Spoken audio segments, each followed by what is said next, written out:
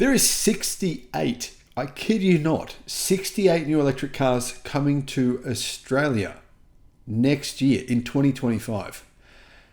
None of them are Toyotas, none of them are Subarus, none of them are Mazdas, none of them are Hondas either. Interesting, isn't it? Hello my friends, welcome to the channel. I'm Sam Evans, you're watching the Electric Viking. Great to have you with us. You know, sometimes people comment on the channel and they say, oh, you love China, don't you? You're some kind of Chinese spy or something. They say this kind of stuff, but you know what? It's not really my fault that the Chinese are sending us all these cool products and no one else is really. Well, actually, that's not entirely true. If you look at this list of 68 new electric cars, many of them aren't from China, but many of them are. Now, at the end of this list, I'm going to tell you my recommendations, which cars I think are the four best EVs in this list. But guys, I want to know what your four best EVs are. Let's get into it. Aeon are coming next year. Brand new EV brand for Australia. They're coming to many global markets as well. Now I should point out, guys, a lot of these EVs are coming to your market, not America. Actually, no, America will get some of these electric cars. That's not true. Some of them are non-Chinese vehicles. Europe is getting a lot of these cars. Many different markets around the world are getting a lot of these models. Aeon, yeah, they're bringing their Aeon Hyper GT, their Aeon Y, and their Aeon V. The Hyper GT is meant to be a Tesla Model 3 competitor. It's a little bit bigger than a Tesla Model 3. And the Y is an SUV, mid-sized SUV. The V is their hatchback. So the hatchback, similar size to an MG4. It's a little bit bigger than an MG4. Aeon, last year, they were selling around 50,000 electric cars per month. Their sales have gone down a little bit since then. But yeah, EV only brand. Very, very big brand in China. Alfa Romeo Junior, that's a small electric SUV that's coming. Audi Q4 e-tron, Audi Q6 e-tron, and the Audi A6 e-tron. Audi's EVs, I've got to say, have improved a little bit. I don't mind them. Guys, I saw them at the EV show, the Sydney EV show, and had a good look at them. And I, in fact, did a bit of a video with the people at the show, the Audi guys at the show. Audi have really improved their EVs. So, you know, kudos to them. Still a bit expensive, a bit out of my price range. The Audi e-tron GT facelift is coming as well. The e-tron GT has more power, more range than the old e-tron GT, and it's about the same price. BMW, they're bringing the new class, whatever that is, their 3 Series EV. Doesn't interest me personally, sorry guys. BYD Sea Lion 7. I did a video on the Sea Lion 7. I know a lot of BYD people hated me for that video. I understand it, guys. But the truth is, BYD's vehicles with the existing blade battery, they're just okay. They're okay. They're not that exciting. And the Sea Lion 7 is not getting the new BYD blade battery version 2. By the way, there's a video on the channel which will be up today about the new blade battery being cheaper to manufacture than the existing blade battery, plus it has much higher energy density. But yeah, the Sea Lion 7 is not getting that. So in my opinion, it's way too heavy. The model that I would want is 2,400 kilograms. There's better EVs in that segment. Unless it massively undercuts the new Tesla Model Y, the Xpeng G6, the Zeekr 7X, then I don't see it as a relevant car. Chery. Before I go on to Chery, I want to bring up the only plug-in hybrid I have in this list. That is the BYD Shark. There's been a whole lot of excitement around the BYD Shark, and we don't yet have any electric utes or pickup trucks here in Australia. We will next year, but we don't yet. So the BYD Shark is getting an upgrade. It will be up to tow 3,500 kilograms. So there'll be a new version coming in a few months' time. Chery Omoda E5. So a new EV coming from Chery. Honestly, Chery's EVs are actually quite good. Yes, they need to fix their lane keeping software, just to enable it to be turned off really easily. And then I would recommend one. Until that happens, well, yeah, you get my point. Cadillac Lyric. The Cadillac Lyric is coming to Australia. That will be fairly expensive. Probably not in the price range of most Australians. I'm guessing it'll be approximately $80,000+. Maybe a bit more than that, in fact. The Cupra Born update. A new version of the Cupra Born is coming. I like the Cupra Born. Bit expensive, but it's a nice car. Cupra Born VZ, which is their hot hatch version of the Cupra Born, that's coming as well. The Cupra Tavascan EV, that's coming as well. That's sort of a coupe-like, sporty-looking car. That looks nice. Cupra vehicles for me, I really like them. They're just not really on my personal radar. Deepal S07. The S07, I did a video on that. That vehicle is actually already been shown to Australians. We already have the data, the specs on that vehicle. It's priced really, really well, around 50,000 Australian dollars, so around about 30,000 US dollars. I like it. Similar size to a Tesla Model Y. I just think the charging speed is a bit too slow if you want to go on a road trip. Other than that, it's a really nice looking electric car at a good price. Next, we have the Ford E-Transit Custom. So Ford are bringing in their electric van, which is nice. Another good option. The Ford Mustang Mach-E. Ford will be upgrading the Mustang Mach-E to the newer American version. In fact, it might be an updated version. It might be a 2025 version, which is going to get more range, be more actually cheaper, and potentially also have a bit more power. So the Mustang Mach-E right at this point in time, it's not really competitive on price. That could change next year. Hyundai Insta, or the Hyundai Insta. The Hyundai Insta is going to be a budget vehicle, should be priced from around $30,000 to $35,000. Looks funky, looks cool, small car. It's a bit smaller than a BYD Dolphin, so sort of the size of a Toyota Yaris. The Geely EX5. I drove the Geely EX5 in China, and honestly, that's got to be a good car. You should keep an eye out for that car if you're looking for a really good priced, mid-sized electric SUV. It's going to compete with the BYD Dolphin, with the BYD Atto 3, but it's significantly bigger than the BYD Atto 3 and all around the better car. So the Geely EX5, if you want to see my video that I did on that when I went to China, I'll put a link in the description below. The Genesis G80, that's coming as well. The Hyundai Ioniq 9, if you want to see my video on the Ioniq 9, I'll put a link in the description. That is basically the sister car to the Kia EV9. It's a big car, about the size of a Toyota Land Cruiser, but it's really nice, modern.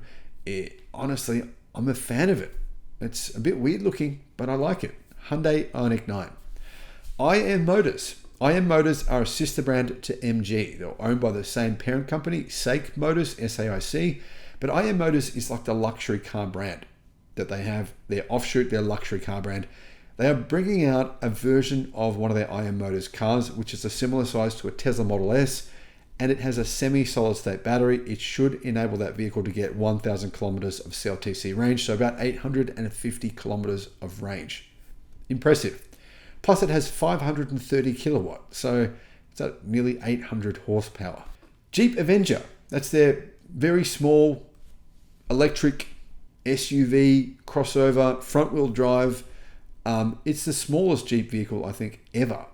And yeah, it's about the size of, say, something like, well, I don't know what it compares with, to be honest, because it's shorter than a Toyota Corolla, shorter than an MG4, but obviously it's boxy, so it's got a lot more space in it. Kia EV3, that's coming, so is the Kia EV5, which is a competitor or a rival to the Tesla Model Y. It's going to be priced at around 55,000 Australian dollars. The Kia EV6 facelift is coming, will have more range. The KGM SsangYong Torres EVX. That's a mouthful. That's SsangYong's first electric SUV. So I've seen it. It looks, the front looks good. The back looks exceptionally ugly. I mean, it's been bashed with the ugly stick. I'm sorry. This is one of the ugliest cars I have ever personally seen. It's actually got a BYD Blade battery. It's a 73.4 kilowatt hour BYD battery. It's going to have 460 kilometers on the WLTP cycle. That car is a similar size to a Tesla Model Y. It's around 4.7 meters long, so a little bit shorter than a Tesla Model Y. That gives you some context on that car. The LDV e-Terron 9. That's LDV's electric pickup truck. It's a ground up, it's a proper electric pickup, a proper electric ute, not like LDV's existing one. So the new e-Terron 9 is going to have a lithium iron phosphate battery. I believe it's about 105 kilowatt hour size battery. Should have around 400 and something kilometers of WLTP range. That's coming to Australia in 2025. I'm excited. I want to test drive one of those and maybe consider even buying one. The LDV E-Deliver 5, that's coming as well. That's their electric van. Leapmotor are bringing the C10 and also the C16. Leapmotor are another very good quality Chinese electric car brand. In fact, they are the fastest growing car brand in the world, along with Zeekr. Zeekr and Leapmotor were the two fastest growing car brands in the world in 2024 this year. Both of them have grown by about 100% versus the previous year. Amazing sales. MG Cyberstar, that's MG's, I'm sure you've heard about the Cyberstar. That's their convertible, ragtop, whatever you call it. And I've got to say they're very impressive. They're just not cheap. They're about 110,000 Australian dollars, so about 70,000 US dollars. MG are also bringing the ES5, which is the MG ZS replacement. It'll be an improved version of the MG ZS. And they're also bringing the MG Marvel R. MG actually say, though, that they're bringing 8 new models over the next 18 months. 8 new models. So, yeah, I'm not sure what all those are, but we do know those 3, the Cyberstar, the ES5, and the Marvel R. Mercedes are bringing the G580E. Pretty cool thing, but ridiculously expensive.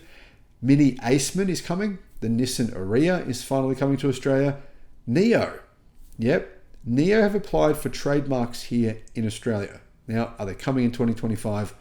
Yeah, I don't know. Actually, I could be following here. I just put Neo in here because, I mean, most people haven't heard that Neo are planning on coming to Australia. Peugeot E3008, that's coming. So is the Polestar 3, the Polestar 4, and the Polestar 5. I think these Polestar vehicles will be really nice. They're definitely priced in the luxury car segment. Are they luxury cars? Yeah, I think they are. Absolutely. I definitely think they are. Bit out of my budget range, but I definitely am a fan of them. Porsche Taycan Turbo GT, the upgraded Porsche Taycan, is coming as well. That's actually quite a nice vehicle. The Porsche Macan EV is coming. Bit expensive. It's around, for some reason, Porsche made the new Macan electric and increased the price drastically. Now, when I say for some reason, I'm saying for some reason they increased the price. It doesn't make sense because actually looking at the price of batteries today, it shouldn't be any more expensive to make an electric Macan versus a petrol-powered Macan or a gasoline-powered Macan. About $50 per kilowatt hour, the price of batteries. They were $90 per kilowatt hour about a year ago. So there really should be no reason for Porsche charging a huge premium for the electric version of the Macan. It makes no sense. The Ram 1500 Rev, that's coming as well. There's an electric version of the 1500 Rev. There's also obviously a plug-in hybrid version of the Ram 1500. They'll be coming to Australia. They'll be converted from left-hand drive to right-hand drive, but it sounds like Ram actually plans on bringing those to Australia eventually in right-hand drive from the factory. So that'll be cool. That's another pickup truck. The Renault Kangoo E-Tech, that's coming as well. So is the Smart #5 or the Smart number 5. Smart number 5. I just had a look at one of those in China. I had a look at a few different Smart EVs in China. They look good. Just a little bit too pricey, I think. Smart is 50% owned by parent company Geely and 50% owned by Mercedes-Benz. The Skywell ET5. Skywell is the strangest brand. Their CEO claims that if you drive one of their cars that you'll live for an extra 20 years. It will cure you of chronic diarrhea, no joke, and diabetes, any other ailments you have. Just by driving these, they have special devices inside them that will cure you of pretty much any chronic disease. I'm not joking. That's what he said on numerous occasions. The Skoda Enyaq is coming. That's a Tesla Model Y rival. The Skoda Elroq is coming as well. That's a smaller EV. And finally, we hit the T's. Tesla Model Y Juniper. The Juniper is unquestionably coming within the next, we believe the next few months. Yes, we've already seen them drive around in China, driving around in America. The Model Y Juniper should be a significant improvement over the existing Tesla Model Y. And that's the key reason why Tesla sales have declined over the last 6 months. Not all the reasons are we thinking. Is it Elon Musk? Is it rah? Is it too many other competitors? I actually think the key reason, now those things are probably part of it, but the key reason is everyone's waiting for the new Juniper version. They know it's going to be significantly better than the existing car. The Volvo EX90 is coming. The Chinese version, I believe, is going to come to Australia, and that has 700 kilometers of range in China, which will be around 600 kilometers WLTP, which is pretty good. The Volvo ES90, that's coming as well. Volkswagen. All right, Volkswagen don't have any electric cars here in Australia. And you know what? That's a bit sad for the company. They're in big trouble. And anyway, I was invited to a Volkswagen launch recently and I couldn't believe I was invited. I mean, can you believe that? Crazy. Anyway, thanks Volkswagen for inviting me. The Volkswagen ID4 and the ID5, they're coming apparently to Australia in 2025, but they've been delayed for so many years that I don't know if I believe it. The Volkswagen ID Buzz is coming. So that's what the launch was that was here this week here in Australia for the ID Buzz. The Xpeng G6 and the Xpeng G6 is already on sale here in Australia, but Xpeng are bringing the G6 all-wheel drive in 2025. So the version that I bought personally is the rear-wheel drive version. If you want to see what car I've got, I'll put a link in the description below. And they were doing a deal, 10-year warranty on the car and 10-year battery warranty. I've never seen that from any other manufacturer ever. Really good deal. So anyway, you can see why I bought a G6 for various reasons. Long range, it has about 600 kilometers of range with the 19-inch wheels that I'm going to put on there. So I'm excited for the G6. All-wheel drive version will have a bit less range, but a lot more power. The Xpeng G9 is coming next year. The G9 is a bigger version of the G6. Well, to be honest, no, it's not really. It's a totally different vehicle. It's a similar size in terms of length to a Kia EV9, but it's not boxy. It's more, it's more of a nice, sexy silhouette. I think the Xpeng G9 is one of the best looking cars on the market. The Xpeng X9 is coming as well. I really want an Xpeng X9. Be perfect for my kids and getting surfboards and bikes in the vehicle. That will be probably the best value electric MPV or van anywhere in Australia for possibly years to come. Pricing is meant to be starting at around about 80 to 90,000 Australian dollars, which for that vehicle, what it is, it's more than 5.3 meters long, is extremely good value. The Xpeng P7 Plus is coming as well. They're already being tested here in Australia. The Xpeng P7 Plus has been one of the most popular EVs in China this year since it launched a few months ago. They got more than 50,000 pre-orders. It's been a huge success. The Zeekr X, you all know what the car that is, and it's just going on sale now. I believe the all-wheel drive version will probably come next year. The Zeekr 009, that's just about to go on sale. There should be other variants that'll be in Australia next year. And the Zeekr 7X. The 7X is Zeekr's rival to the Tesla Model Y. It's a bit bigger than a Tesla Model Y. It's more luxurious than a Tesla Model Y. It has more range than a Tesla Model Y. It comes with a 100 kilowatt hour battery pack option, which should give it around 700 kilometers of range. Charging speed is faster than a Tesla Model Y. Yeah, you can see why that's going to be a bit of a scary car and why a lot of people are waiting for it. It has very fast charging speeds. It has some extremely good battery technology. It uses Zeekr's new Golden Brick battery. It's fastest charging battery pack in the world. Zeekr did invite me to go to China to test drive the 7X, but I wasn't able to because of the current family situation. But thank you, Zeekr, for the invite. I would have loved to test drive that car. And that's actually a car that I would love to own as well. Now, finally, the last car on this list is the Tesla Cybertruck. Fortunately, Tesla have announced that the Cybertruck is coming on April the 1st of 2025. No. That was a joke. Yeah, I shouldn't tell jokes like that when it's not April Fool's Day, should I? But the Cybertruck is still said, Tesla still say it's available on the Tesla Australia website. Apparently it will come one day.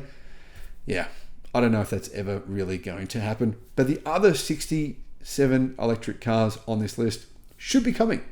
There may be more, there may be a couple less, there may be a few more. But there's probably going to be around 70 new electric cars coming to Australia next year. And I can't wait. It's so exciting. There's so many good ones here. So which are my favorite here out of these lists? Well, of course, my own car, the Xpeng G6. I've got to put my own car on this list, right? I think it's a great car, which is the reason I bought it. Now, another car I think is going to be fantastic is the Tesla Model Y Juniper. The Juniper version will be a massive upgrade over the Model Y. And I think we all know the reasons. We've seen the Model 3 upgrades. I've driven the new Model 3 for a lot of drive, done a lot of driving in it, thousands and thousands of kilometers. It's great. Those changes to the Model Y will make it a brilliant car. Will it be better than the Xpeng G6, long range? Now, the other car that I love, the Zeekr 7X. I think it's really hard to beat that. I think the 7X will probably be a better car even than the Model Y Juniper. based on reviews that I've seen in China, based on all the details that I know about this car, based on the battery technology, based on knowing how good Zeekr vehicles really are, I think the Zeekr 7X is just that good that you should have it on your list if it's in your segment. If it's something, the kind of size vehicle you're after, that's worth looking at. And finally for me, the Xpeng X9.